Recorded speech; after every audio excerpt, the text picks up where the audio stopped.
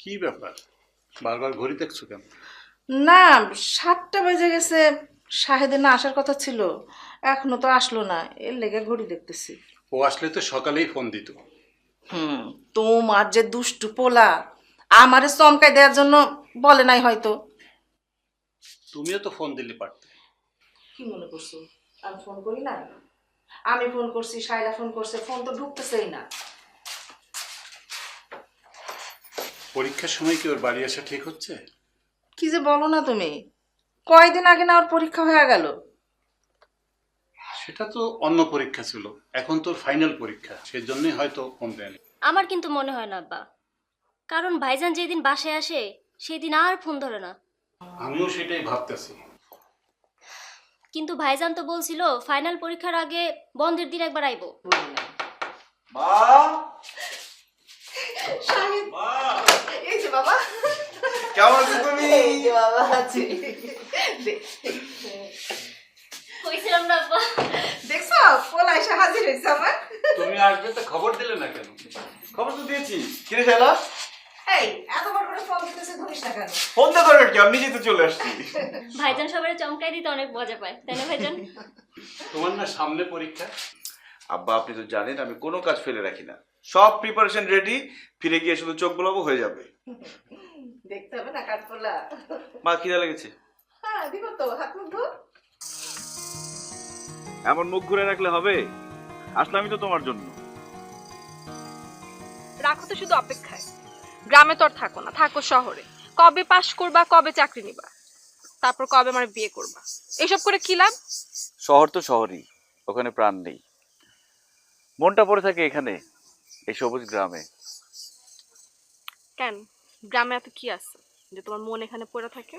কেন, বাবা মা বোনটার জন্য। আর কি আছে আমার? আর কেউ নাই? আর কি আছে, ও হ্যাঁ, গোয়াল ভর্তি গরু ছাগল, বাবার জায়গা জমি, আরো লোকজন। এই তো এই সম্পত্তিগুলোর জন্য মনটা একটু টানে। ঠিক আছে, থাকো তুমি তোমার গরু ছাগল আর জমি জমা নিয়ে। আমার কি, আমি গেলাম। আরে কই যাও? আরো একজনের জন্য মন টানে, নামটা শুনে যাও, শিউলি। দেখলি শাহেদ কেমনে ঠিকই বাড়ি গেল। তুইও যা, তোকে কেউ মানা করছে নাকি? হ্যাঁ, গত পরীক্ষার রেজাল্টের কথা ভুললা গেলি?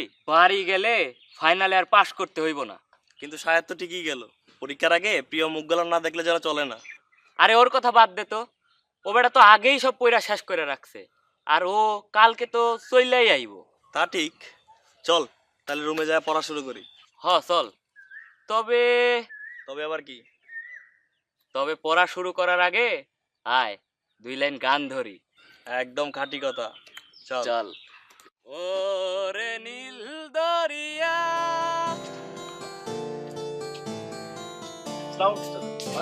কেমন আছো বাবা? আমি ভালো আছি, আপনি ভালো আছেন? হ্যাঁ ভালো আছি। তুমি কখন এসছো? আহ, কালকে এসেছি আমি। ও, তা পরীক্ষা কেমন হচ্ছে? চাচা আমার পরীক্ষা তো সামনে, ফাইনাল পরীক্ষা। ও, তোমার বাবার সাথে সেদিন কথা হলো, শুনলাম তুমি নাকি খুব ভালো রেজাল্ট করছো, তোমার টিচাররা তোমার রেজাল্টের ব্যাপারে খুব আশাবাদী। সবই আপনাদের দোয়া চাচা। হ্যাঁ, গুড গুড। আচ্ছা আমি এখন যাই। তো যাও, কোথায় গেছিলে এদিকে? ও চাচা আমি একটু বাজারের দিকে যাচ্ছি আর কি। ও আচ্ছা আচ্ছা আচ্ছা, ঠিক আছে, যাও যাও, বাসায় এসো, তোমার চাচি শিউলি সবাই তোমার কথা বলে। এই বেটা শাহেদ আসলো কোনতে? আবার চেয়ারম্যানের সঙ্গে গুজুর গুজুর ফুসফুসু করতেছে, কি বিষয় নিয়ে? এই বেটা শাহেদ বুঝি রে বুঝি, কিন্তু কাজ হবি না নে। ওই শিউলি, শিউলি তুমি পাবি না নে। হ্যাঁ, আসো। হ্যাঁ, ইসলাম। এই, চলে যাচ্ছে। এ শাহেদ, দাঁড়া দাঁড়া, ভালো আছিস? আমি ভালো আছি, তুই কেমন আছিস? আমি ভালোই আছি, কিন্তু হঠাৎ করে তুই এরকম আমাকে তুই তুই করা শুরু করলি কেন? আমি তো তোর 2 বছরের বড়, নাকি শহরে গিয়ে শিক্ষিত হয়ে এসব বলা শিখে গেছিস? আরে তা হবে কেন, তুই না এসএসসি পরীক্ষার আগে বললি যে আমরা একসাথে পড়তেছি, 2 বছরের সিনিয়র জুনিয়র, তাতে কি হয়েছে? এখন তুই করে বলিস আর আমার পরীক্ষায় পাশের ব্যবস্থা করে দিস, এটা তুমি বলছিলা? এগুলো বলেছিলাম নাকি? হ্যাঁ বলছিলা তো, কিন্তু তুমি তো এতদিন তো এটা নিয়ে এত রিয়াক্ট করো না, এখন হঠাৎ করে তো খেপে গেলা কেন? আচ্ছা ঠিক আছে, এসব ভেজাল ভেজাল বাদ দে। তুই কোনেতে আসলি? ও এই তো, এই যে চেয়ারম্যান চাচার সাথে কথা বললাম। ও, চেয়ারম্যান চাচা। ও, তার আগে, আচ্ছা ঠিক আছে, বুঝতে পারছি বুঝতে পারছি, ঠিক আছে, যা, যা। বাবা, পরীক্ষা শেষ হইলো 2 দিনও হয় নাই, তুই দেখ পুরা পঞ্চবার্ষিক পরিকল্পনা কইরা ফেলছস। কেন, তোর পরিকল্পনা পছন্দ হয়নি? দেখ শাহেদ, আমরা কেউই তোর মতো করে ভাবি না। তুই তো সোনা চামচ মুখে নিয়ে জন্মাইছিস। আরে ধ্যাৎ, এইসব সোনার চামচ টামচ এগুলো কিচ্ছু না, তোদের যত সব আজের কথা। আরে না না সাহেব, ব্যাপারটা হাসে ওরাই দিলেই হইব না। তাই নাকি? কোনোদিন বাড়িতে তো তোর এই চিঠি লিখতে হয় নাই, টাকা নাই, টাকা চাই, তোমার ছেলে। কিন্তু তোর বাপও কোনোদিন তোর এমন চিঠি পাইয়া খাড়ার উপরে বলে নাই, করো মাপ তোমার ভাব। আশ্চর্য, তোরা শুরুটা করলি কি? কিছুই শুরু করি নাই, আমরা শুধু এটাই বলতে চাই যে তোর মতো ফ্যামিলি, বিশেষ করে তোর বাপের মতো পয়সাল একটা বাপ থাকলে ওসব ফুড প্রসেসিং, ওসব ভেজিটেবল প্রিজারভেশন, মাল্টিপল খামার, ওসব আমরা হাজার হাজার পরিকল্পনা নিজেরাই করতে পারতাম। একদম ঠিক কথা। আমরা হলাম গরিব চাষার ছেলে, কোনো মতে 5টা কইরা একটা প্রাইভেট চাকরি পাইলেই যারে বলে বর্তে যাওয়া। দেখ, তুই কিন্তু পরপর দুইটা ভুল কথা বললি। এক হচ্ছে চাষির ছেলে। এই কি বলতে চাস তুই? চাষির ছেলে হওয়াটা কি লজ্জার বিষয়? আমি তো বুক ফুলিয়ে বলতে চাই যে আমি একজন চাষির ছেলে, এটা আমার কাছে গর্বের বিষয়। কি ইয়ার কি মারার জায়গা পাস না? তোর বাপ চাষি, তোদের এত এত জমি সব তো চাষ করা অন্যান্য কৃষক দিয়ে, তাহলে তোর বাপ চাষা হয় কেমনে? তবে গোলাপের চারা কি বট গাছের বনসাই? এই তোর চাষার নমুনা, তাই না? নো স্যার, আমাদের বাড়িতে গোলাপের চারা আর বটগাছের বনসাই দুটোই আছে, কিন্তু আব্বাকে কিন্তু আমি এই জন্য চাষি বলিনি। আব্বা এখনো নিজের হাতে লাঙ্গলের মুঠি চেপে জমি চাষ করে, সব নিজে ফসল ফলান। হ্যাঁ, হ্যাঁ, সারা বছর আমাদের বাড়িতে যত চালের দরকার হয়, আত্মীয় স্বজন আসলে, কোনো অনুষ্ঠান হলে, সব আমার বাবার নিজের হাতে ধান ফলায়, জানিস? কালিজিরা চাল বলিস, চিনি গুঁড়া চাল বলিস, সব এখন পর্যন্ত আমার বাবা নিজে চাষবাস করে সব। এমনকি জমি অন্য কেউ বর্গা দেয়। বলিস কি? Yes, and I am proud of it. আচ্ছা, প্রাইভেট চাকরি যদি করতে হয় তাহলে কৃষি বিশ্ববিদ্যালয়ে ভর্তি হয়েছিস কেন? তোর মতো এত চিন্তা ভাবনা করে ভর্তি হয় নাই। হ্যালো চাচা, আসসালামু আলাইকুম। না না, আমি রাস্তায় না, আমি মেসে। হ্যালো চাচা, কথা বলছেন না কেন? হ্যালো, কখন? কিভাবে?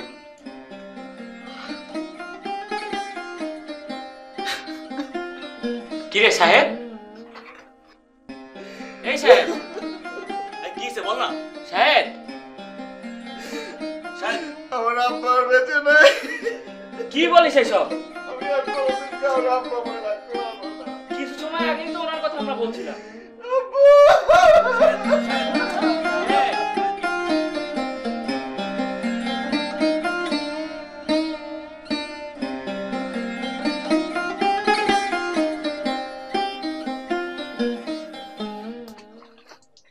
তুই সব কি বলছিস? পাগলামির একটা সীমা থাকা উচিত। কিছু মনে করিস না দোস্ত, বাপ আমারও মারা গেছে। হতে পারে তোর বাবার মতো আমার বাবা আমার বন্ধু ছিল না, কিন্তু আমার বাবাও তো। দাঁড়া, তুই এত কথা কেন বলছিস? হ্যাঁ বলছি, তোর কাণ্ড কারখানা দেখে বলছি। ঠিকই তো, কাকা মারা গেছে বলে কি তোর জীবন শেষ হয়ে গেছে? আমি কি বলছি? আমি কখন বলছি যে আমার জীবন শেষ হয়ে গেছে? তা নইলে কি? তুই নাকি বলছস যে তুই আর শহরে ফিরে যাবি না। ও, এই কথা? তুই নাকি কাকে গিয়ে বলছিস তুই এখন থেকে গ্রামেই থাকবি? হ্যাঁ, গ্রামেই থাকবো। আব্বা তো জমি জমা অনেক করছে, তাই না? যতদিন বেঁচে ছিলেন বুক আগলে সবকিছু দেখে রাখছে। এখন যদি আমি না দেখি তাহলে আব্বার কষ্ট সব বৃথা যাবে না? তোর বিশাল বিশাল সব পরিকল্পনা, সেগুলোর কি হবে? আচ্ছা, পরিকল্পনা বাতিল কেন হবে? শুধু পরিবেশ পরিস্থিতির জন্য পরিকল্পনার একটু পরিবর্তন হচ্ছে। মানে কি? আব্বা যতদিন বেঁচে ছিলেন ততদিন পুরনো প্রযুক্তিতে কৃষিকাজ করত। তো এই সেক্টরে কাজ করার অনেক জায়গা আছে। তো এখন তো দেশ বিদেশ সব জায়গায় উন্নত প্রযুক্তি ব্যবহার করে কৃষিকাজ হচ্ছে। তো আমার ইচ্ছা প্রযুক্তি ব্যবহার করে কৃষিকাজ করার। কি বলছিস? তার মানে শেষ পর্যন্ত চাষা? দেখ, তোদের চাষি পরিচয় দিতে লজ্জা লাগলেও আমার কিন্তু নিজেকে চাষি পরিচয় দিতে লজ্জা লাগে না। আর সেই দিন খুব বেশি দূরে না যে নিজেকে চাষি সাহেদের বন্ধু হিসেবে পরিচয় দিতে তোরাও গর্ববোধ করবি। সাথেই কি আর বলে, আশায় বাচ্চা চাষা। চল চল। হ্যাঁ চল। ব্যাপারটা তো ভালো ঠেকতেছে না। এই কাবাবের হাড্ডি মনে হচ্ছে পাকাপাকি গ্রামে থাকার প্ল্যান করতেছে। শাহেদ, তুমি ফাঁদ দেখিছো কিন্তু ঘুঘু দেখোনি। তোমার ঘুঘু দেখায় ছাড়ব। এই কথার মনে হয় ভুল বললাম। কথাটা হবি, তুমি ঘুঘু দেখিছো কিন্তু ফাঁদ দেখোনি। তোমার পাকাপাকি থাকার ব্যবস্থা করতেছি। সাহেব, সাহেব, সাহেব, আবিদ ভাই আসছেন? তুমি কোনো বিষয়ে চিন্তা করো না। চাচা নাই, কিন্তু আমরা তো আছি। শাহিদ ভাই, চিন্তার কোনো কারণ নাই। জমির কাজ যেমন চলতেছিল তেমনিই চলবো। তোমার যদি মন চায় তুমি শহরে ফিরে যাওয়া নিয়ে ভাবতে পারো। না হামিদ ভাই, সিদ্ধান্ত ফাইনাল। আব্বা এই জমি জমার এত দূর আনছে, আপনারা এত খাটছেন, আমারও তো একটা দায়িত্ব আছে। আরে কৃষি বিষয় নিয়ে যে লেখাপড়া করছি, এটা কবে কাজে লাগামো তাইলে? আলহামদুলিল্লাহ, সত্যি কথা কইতে কি, চাচা হঠাৎ চলে যাওয়ায় আমরা একটু ভয় পাইছিলাম। সেটাই, তুমি যে সিদ্ধান্ত লইলা তাতে আমরা সাহস পাইলাম। এখন তাইলে আমি একটু জমিতে যাই, বিকালে আইসো, কথা হইব না। আচ্ছা আসো। কি ব্যাপার শিলাপা, ডাকছো কেন? এগুলো কি শুনি শায়লা? তোমার ভাইয়া নাকি শহরে যে চাকরি করবো না, গ্রামে কৃষিকাজ করবো। ভুল শুনো নাই, ঠিকই শুনছো। আরে এসব তুমি ভাইজান গিয়ে জিগাও। সে তো আমার কিছুই করার নাই। আব্বাই না কেমন জানি জানা গেছে, তাই তোমার আগে জিগেলাম। শহরে এত বড় পাশ দিয়া তারপরে কেউ গ্রামে এরকম চাষবাসের কাজ করে? আপা, আসলে ঘটনা কিছু না। আমার বিয়ে হলে আমি শ্বশুর বাড়ি চলে যাবো। ভাইজানও যদি শহরে চলে যায়, আমগো আব্বার এই যে এত জমি জমা, এগুলো কে দেখবো কও? আর আমগো জমিতে এই যে এত লোক কাজ করে, তাগই বা কি হইব? আর তাছাড়া আমাগো যা সম্পত্তি আছে সেটা যদি ঠিকমতো কাজে লাগানো যায়, মেলা টাকা তো এখানেই কামান যায়। তাই ভাইজান চিন্তা করছে ঢাকা শহরে গিয়ে অন্যের চাকরি করানোর দরকার কি কও? এখানে থাইকা এখানে কিছু করব। তাই বলে শহরে এত বড় একটা জায়গা থেকে পাশ করে এসা গ্রামে কেউ চাষবাসের কাজ করে? আপা, তুমি ভাইজানকে চিনো না? সে পড়ালেখায় যেমন ভালো, বুদ্ধি শুদ্ধিতেও তেমন ভালো। ভাইজান যদি কোনো সিদ্ধান্ত নিয়ে থাকে, অবশ্যই কোনো চিন্তা ভাবনা করে সিদ্ধান্ত নিচ্ছে। যাক, যাই হোক, তুমি কি চাও না ভাইজান তোমার সাথে থাকুক? সেটাই তো চাই, কিন্তু কে কে মানে কে? পিঁপড়ে পিঁপড়ে পিঁপড়ে পিঁপড়ে শিলে আমি অনেক পিঁপড়ে। এই শালা কিরাম আছো? গাছতলায় তো পিঁপড়ে ছিল কেমন করে, কামড়ায় তো মেরে ফেলেছে। কলে ঢুকলো, খুঁজে তো পাচ্ছি না। ভালো আছো? পিঁপড়ে রে। রে, কি বুঝলি? তুমি কি বলছো মফিজ ভাই? এটা তো সত্যি না। এই, এটা যদি সত্যি হয় না থাকে তাহলে এবার সত্যি কোনটা বল দেখি, সত্যি কোনটা? আসলে সত্যিটা যে কি তা অবশ্য করতে পারবো না। আপনার আর কওয়া লাগবে না, ও আসলে পাস টাস করতে পারিনি। আর করলেও এরকম পাস করেছে যে কোথাও পিয়ন বা কেরানি চাকরি হচ্ছে না, তাই গ্রামে চলে আসছে। বুঝতে পারিছেন? যা তুমি যখন কইছো হইলেও হইতে পারে। এ বিটা, হতে পারে মানে কি? তাই হয়েছে। চাচা বাইসে থাকতে নিজের মুখে কইল, শায়দ হচ্ছে আমার সোনার টুকরো ছেলে, যেরকম পড়াশোনায় ভালো সেরকম আচার ব্যাপারে ভদ্র। আরে হয়েছে কি, ওর বাপে ঢক মেরে রাখতো। একটা জিনিস আমার মাথায় ঢুকতেছে না, শাহেদ ভাই ডব মারতে যাবে কেন, তাও আবার চাচাজির সঙ্গে? এ শোন, তুই তো বিক্রি করিস চা, তুই চা পাতা আর ওই চিনি ছাড়া আর কোনো হিসাব বুঝবি না। ঢপ মারবে না কিসের জন্য? চাচা ছিল সহজ সরল লোক, তার ঢপ মারা খুব সহজ ছিল। ঢপ না মারলি মাসে টাকা পাঠাবি কেটা? হয়েছে কি, ওই চাচা টাকা পাঠাতো, ওই টাকা দিয়ে ও খায় বেড়াতো আর বাতাস লাগে বেড়াতো। আর তুই যেন কি করছিলি? শায়দ ভদ্র ছেলে না, ভদ্র ছেলে নিকুচি করি। ও আমার তুই তো করি করে, আমি হচ্ছে 2 বছরের বড়। 2 বছরের বড় তুই তো করি করলে ভদ্র ছেলে হয়? তোমার না এক ক্লাসে লেখাপড়া করতে? সেটা পিছন দিয়ে দিয়ে ধরলে উড়াম একটু মনে হয়। সেটা আবার কিরম হিসাব? আসলে হয়েছে কি, লোকজন কি দেখে বেড়াচ্ছে, আমরা শেষ পরীক্ষাটা মানে ওই যে এসএসসি পরীক্ষাটা একসাথে দিয়েছিলাম, সেটা হিসাব করতেছে। কিন্তু ওটা তো না, আমি কিন্তু ওর 2 বছর আগে পড়ালেখা শুরু করেছিলাম, ওই হিসাব করতে হবে। কি বললে কিছু তো বুঝতে পারলাম না, ফেল টেলের ব্যাপারে কিছু বুঝাচ্ছ নাকি? এই এ বেটা, ফেলটেলের কথা করতে যাবো কেন? ও তোরা উল্টা হিসাব করিস তো, ওই উল্টা হিসাবের কথা করলাম। হয়েছে কি, মানে আমি যখন ক্লাস 5-এ পড়তাম তখন তো ক্লাস 3-তে পড়তো। সেই হিসাবে আমি ওর 2 বছরের সিনিয়র, 2 বছর আগে শুরু করেছি। ও উড়া বুঝাচ্ছি, তোরা আবার ফেলটেল নিয়ে আসিস না। তোরা না আসলে বুঝিস না, তোর মাথায় ঘিলু টুলু নেই। মনে হয় কিছু বুঝতাছি।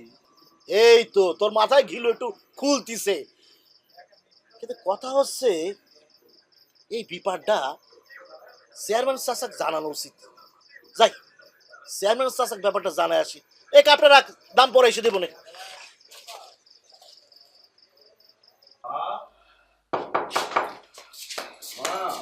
এই যে বাজার, এই যে আসো। কাজ হচ্ছে বাজার? হয়েছে মা, ইন্স্যুরেন্সের পুরো টাকাটাই পাওয়া গেছে। যাক, বাঁচা গেল। যাক বাবা, ভবিষ্যতে একটা ভালো কাজে লাগবে। আচ্ছা মা, ভালো কাজ বলতে তুমি কি বোঝাতে চাও? মানে টাকাটা দিয়ে কি করবে? ঠিক করে কোনো কিছু ভাবি নাই বাজান।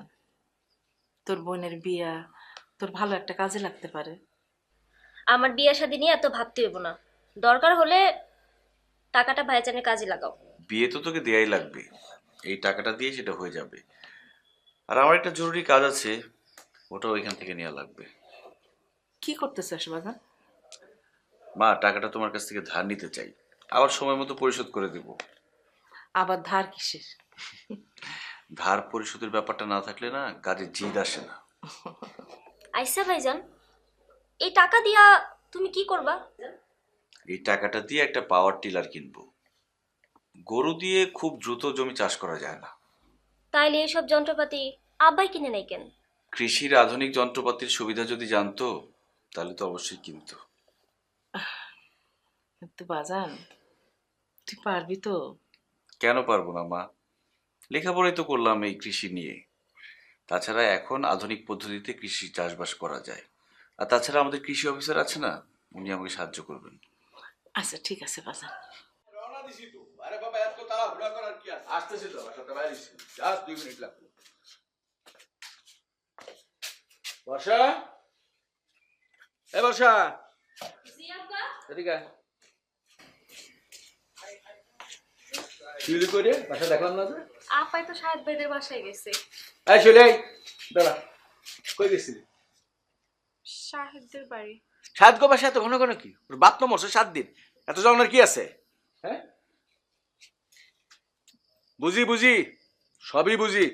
ওই রাম ছাগলটা থেকে যত দূরে থাকবো ততই ভালো। ওই ছাগলটারে আমি জামাই মাইনে নিব না, বুঝার বয়স হয়েছে। এই চেয়ারম্যানের বউরে রাখ দে। আব্বা, চেয়ারম্যানের বউ কেডা? চেয়ারম্যানের বউ কেটে এটা বুঝো না? তোর বাপে কি? চেয়ারম্যান। তোর বাপের বউ কি হয়? চেয়ারম্যানের বউ না?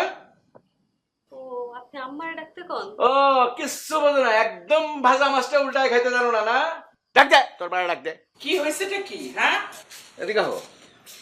সুজা সাপটা কথা যদি এত ঘুরা পেঁচা কওয়া হয় তাহলে ও বুঝবো কেমনে? কেন, ভুল কিছু কইলাম নাকি?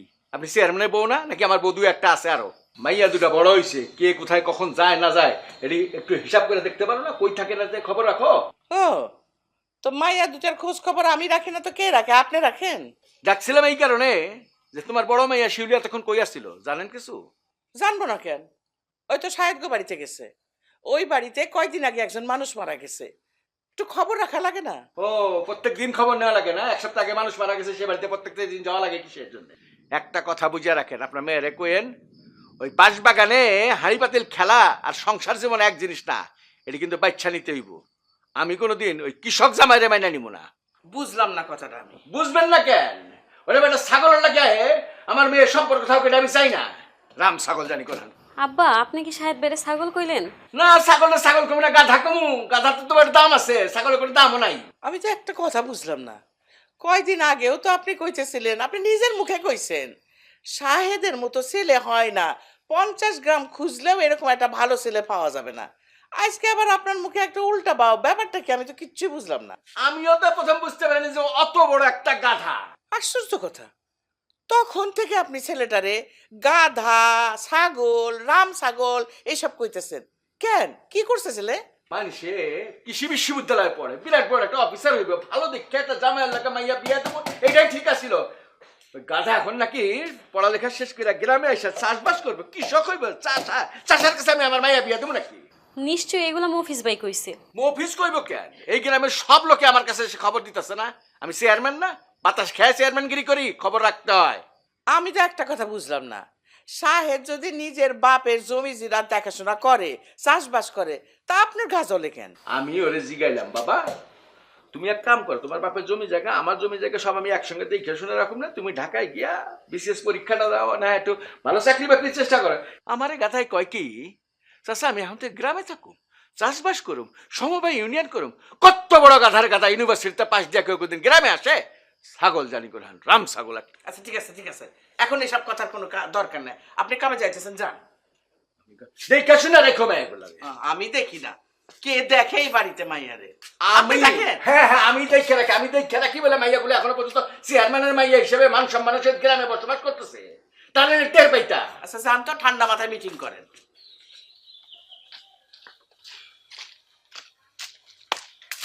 বলো কি বলবো? খুব ব্যস্ত মনে হচ্ছে। ব্যস্ত হলে তুমি যাইতে পারো। আরে না না, ব্যস্ততা কিসের? তুমি আমাকে ডেকেছো, আমার কাছে এটা রাজা আর সমনের চাইতেও বেশি কিছু। থাক থাক, বেশি বলতেছো। আমি কিন্তু জানি। কি জানো? এই যে তুমি কি বলবা বলে ডেকেছো, এটা আমি জানি। কি বলতে ডাকছি? নতুন কিছু না, গ্রামের সবাই কানাঘুষা করতেছে সর্বোচ্চ বিদ্যাপীঠ থেকে পাশ করে বেরোনোর পরে মানুষের মাথায় কিভাবে এই বুদ্ধি আসে গ্রামে থাকার জন্য, এটাই তো বলবো, তাই না? দেখো সাহেব, হয়তো তোমার জন্য এই প্রশ্নগুলো অর্থহীন, কিন্তু এই প্রশ্নগুলোর জবাব তোমাকে দিতে হবে। গ্রামের মানুষরা জানতে চায়, আর কেউ চাক আর না চাক, আমার আব্বা জানতে চায়। আমার আব্বা কখনোই চায় না তার মেয়ের জীবন এক ফুয়ে নষ্ট হয়ে যাক। দেখো শিউলি, মানুষ কি ভাবলো বা চেয়ারম্যান চাচা কি ভাবলো তাতে আমার কিচ্ছু যায় আসে না। আমার কাছে যেটা যায় আসে সেটা হচ্ছে তুমি আমার ব্যাপারে কি ভাবলা বলো। আমি আর কিছু ভাবতে পারতেছি না। এত অস্থির হচ্ছ কেন? আমি তো আছি। তুমি কই আসো? তুমি তো গ্রামে বসে আসো, আর ওদিকে মফিজ তোমাকে বিয়ে করতে চায়, তাই তো? তুমি জানো এটা? পারে না ওই মফিজ সারাক্ষণ ওর চোখ আমার উপর রাখে, সারাক্ষণ নজরদারি করে। হ্যাঁ, আবার এই ফাঁকে গিয়া চেয়ারম্যান চাচাকে বলে আসছি আমি নাকি ফেল করছি, এই জন্য গ্রামে ফেরত আসছি, আর তার মামা নাকি তার জন্য শহরে চাকরি ঠিক করছে। আচ্ছা চেয়ারম্যান চাচা কি চাই বলো তো? আব্বা চান আমি ভালো থাকি। এখন তুমি আমাকে বলো তুমি কোথায় ভালো থাকবা? সবই তো জানো। তাহলে আর খামোখা কথা বাড়িয়ে লাভ কি? একটু ভরসা রাখো।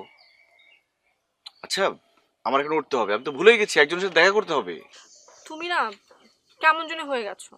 আগে আমি তাড়াহুড়া করতাম যাওয়ার জন্য, আর তুমি আমাকে যেতে দিতে না। হইছে চাষার বউ যদি গাছতলায় বসে থাকে দেশের তো সামনে বিরাট বিপদ। এখন আমি যাই। কিন্তু তুমি ছুটতেছো কোথায়? কার সাথে এত জরুরি দেখা করতে হবে? আরে নিয়াজ ভাইয়ের সাথে আমার দেখা করতে হবে। আমাদের নিয়াজ ভাই যে কৃষি অফিসার ভদ্রলোক? হ্যাঁ তুমি ঠিকই ধরছো, ওনার সাথে আজকে বসে সুষম সারের ব্যাপারটা বুঝতে হবে। একটা কথা বলি। কি কথা? আমি জানি তুমি পারবা, তুমি ঠিক এই কাজে সফল হবা। কোনো সন্দেহ আছে? একটু আগেও ছিল, এখন আর নেই। থাকলেও কোনো অসুবিধা নেই। মহিষ তোমাকে বিয়ে করবে, মাস শেষ হয়ে গেলে তো চাকরির বেতনটা নিশ্চিত। মহিষ কিন্তু ছেলে হিসেবে খুবই ভালো, চমৎকার, একটু মোটাসোটা, কিন্তু তোমাকে সুখে রাখবে। তাই না? চাষার বউ দেখছো, কিন্তু চাষার বউ তো রাগ দেখো না। না দাও, হাত দাও, চলো।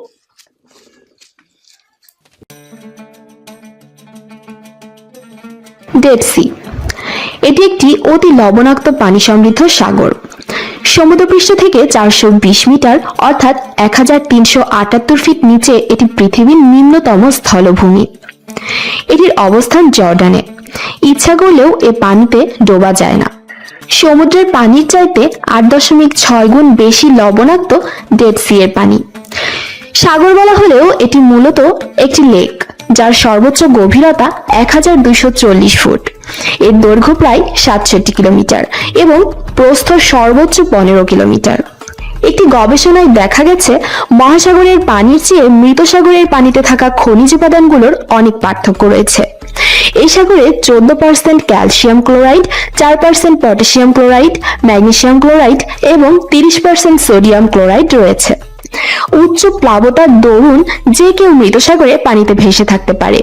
এই হ্রদে কোনো উদ্ভিদ বা মাছ বাঁচে না বলেই একে মৃত সাগর বলা হয়ে থাকে। সামান্য কিছু ব্যাকটেরিয়া ও ছত্রাক অণুজীবের সন্ধান পাওয়া যায় এই সাগরে। মৃত সাগর সম্পর্কে আলোচনা করব আমাদের আজকের এই ভিডিওটিতে।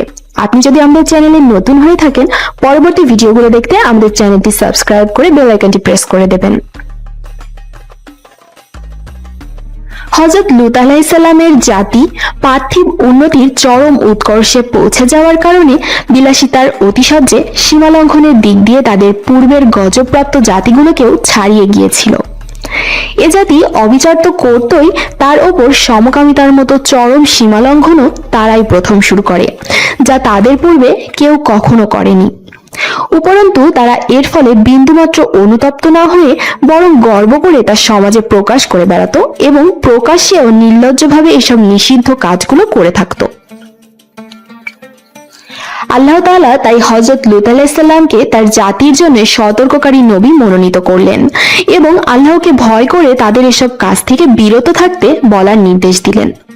হযরত লূত আলাইহিস সালাম দীর্ঘ সময় ধরে সতর্ক করার পরও যখন তাদের পরিবর্তন হলো না, তখন আল্লাহ তাআলা চূড়ান্ত বিপর্যয়ের মাধ্যমে সমগ্র এলাকা উল্টিয়ে দিলেন।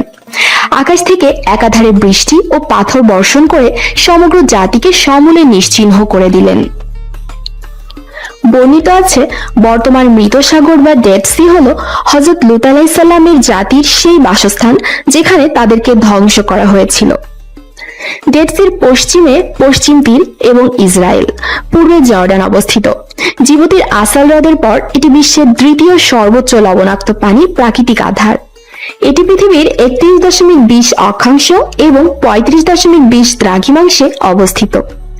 70,000 বছর থেকে 12,000 বছর পূর্ব পর্যন্ত ডেড সির পানির উচ্চতা বর্তমান উচ্চতার চাইতে 100 থেকে 250 মিটার বেশি ছিল। 26,000 বছর পূর্বে এটির পানির সর্বোচ্চ উচ্চতায় পৌঁছেছিল। প্রায় 10,000 বছর পূর্বে এর পৃষ্ঠ উচ্চতা হ্রাস পেতে শুরু করে, যা সম্ভবত বর্তমান পৃষ্ঠ উচ্চতার চাইতেও অনেক কম ছিল। বর্তমানে মৃতসাগর অঞ্চলটি চিকিৎসা শাস্ত্রের গবেষণাস্থল হয়ে উঠেছে। এর মূলে রয়েছে হ্রদের পানিতে থাকা খনিজ দ্রব্যাদির বিপুল উপস্থিতি, বাতাসে অ্যালার্জি উৎপাদক দ্রব্য এবং পরাগরেণুর স্বল্পতা, উচ্চ ভূমণ্ডলীয় চাপ, সৌর বিকিরণে অতি বেগুনি উৎপাদনের কম উপস্থিতি। উচ্চ বায়ুমণ্ডলীয় চাপ শ্বাসকষ্টে ভুগতে থাকা রোগীদের জন্য বেশ উপকারী। চর্মরোগ সোরিয়াসিসের জন্য দীর্ঘ সময় সূর্য স্নান বেশ উপকারী। এ অঞ্চলে অতি বেগুনি রশ্মির স্বল্পতা সূর্য স্নানের উপযুক্ত পরিবেশ সৃষ্টিতে বেশ সহায়তা করেছে। এছাড়া রোগটি নিরাময়ের জন্য মৃতসাগরের লবণও বেশ উপকারী ভূমিকা বলে বৈজ্ঞানিকদের গবেষণায় দাবি করা হয়েছে। ডেড সি প্রাকৃতিক সম্পদের আধার। বিশ্বের বিভিন্ন দেশ এই সাগর থেকে মূল্যবান সম্পদ সংগ্রহ করে থাকে। 2001 সালে মৃত সাগর থেকে প্রাপ্ত ব্রাইন থেকে Israel 1.77 million ton potash, 44,900 ton caustic soda, 2,06,000 ton bromine এবং 25,000 টন ম্যাগনেসিয়াম ধাতু এবং সোডিয়াম ক্লোরাইড উৎপাদন করেছিল। জর্ডান প্রান্তে 1956 সালে স্থাপিত হয় আরব পটাশ বা এপিসি। এটি বছরে 2 মিলিয়ন টন পটাশ উৎপাদন করে থাকে। এছাড়া উৎপাদিত হয় ম্যাগনেসিয়াম ও সোডিয়াম ক্লোরাইড। ডেড সি বর্তমানে একটি পর্যটন কেন্দ্র। প্রতিদিন বিশ্বের বিভিন্ন দেশ থেকে শত শত পর্যটক ডেড সি দর্শন করতে আসে। তারা ডেড সির পানিতে নেমে সাঁতার কাটে, ডুবে যাওয়ার ব্যর্থ চেষ্টা করে। অনেকে আবার এই সাগরের পানিতে শুয়ে শুয়ে পত্রিকা পড়ে সময় কাটায়। অনেকের মাঝে বিশ্বাস আছে যে এই সাগরের মাটিতে রোগ নিরাময়ের উপাদান রয়েছে, সেজন্য অনেকে এখানে এসে সাগরের মাটি সমগ্র শরীরে লাগায়। ডেড সির পানিতে কিছুই ডোবে না। এটা মানুষের কাছে একটি অতি বিস্ময়কর বিষয়। মানুষ এটা দেখে অবাক হয়, আবার হয় আশ্চর্যজনিত। তবে এই ডেড সি থেকে মানুষের শিক্ষা নেওয়ারও দরকার রয়েছে, কারণ এখানকার অধিবাসীদের পাপাচারের কারণে ডেড সির সৃষ্টি হয়েছে। মানুষ যদি এরকম পাপাচারে অব্যাহত থাকে, তবে সেই পাপাচারের কারণে আবার কোনো মৃতসাগরের যে সৃষ্টি হবে না তার কোনো নিশ্চয়তা নেই। আমাদের ভিডিওগুলো ভালো লাগলে অবশ্যই লাইক, কমেন্ট করুন, শেয়ার করুন বন্ধুদের সাথে। আর আমাদের চ্যানেল থেকে নিয়মিত আপডেট পেতে আমাদের চ্যানেলটি সাবস্ক্রাইব করে পাশে থাকা বেল আইকনটি ক্লিক করে দিন। Thank you.